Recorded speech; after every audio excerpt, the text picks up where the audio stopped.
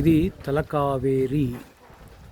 ఇది అగస్త్య భగవానుడు తపస్సు చేసినటువంటి రావి చెట్టు. ఇది అగస్త్య భగవానుడి గుడి. అగస్త్యేశ్వర లింగం ఉంది ఇక్కడ. అదిగో అది మహాగణపతి దేవాలయం. ఇక చూడండి వాతావరణం అంతా కూడా ఎట్లా ఉందో. మొత్తం మబ్బుల్లోనే ఉన్నాం, మొత్తం మేఘాలలో ఉన్నాం, మేఘమండలంలో ఉన్నాం. ఇది కావేరీ జన్మస్థలమైనటువంటి తలకావేరి. దీనిని తలకావేరి అంటారు.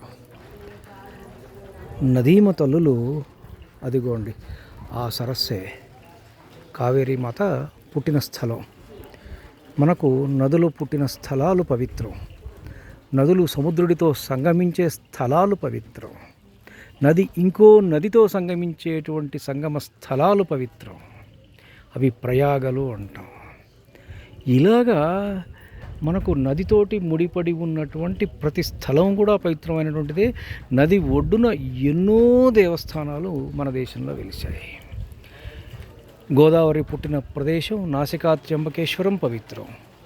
కృష్ణానది పుట్టినటువంటి మహాబలేశ్వరం పవిత్రం. గంగ పుట్టిన గంగోత్రి పవిత్రం. యమున పుట్టిన యమునోత్రి పవిత్రం.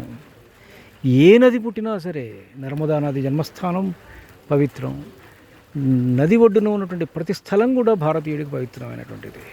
నదులతోటి జలముతోటి భారతీయుడి జీవన విధానం ఇంతగా మమేకమై ఉన్నది. జలం ఆపోవై భేషజం, జలములు ప్రాణాధారమై ఉన్నవి.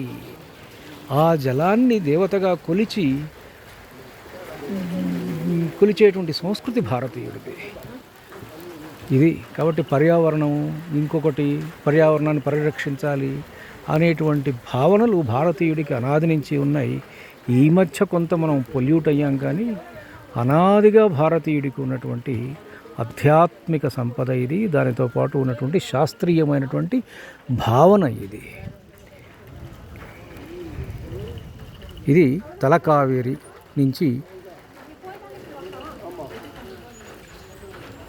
నేను అనగా ఊట్కూరు జానకి రామారావు నాకు తెలిసిన కొన్ని విషయాలు మీకు చెప్పడం జరిగింది.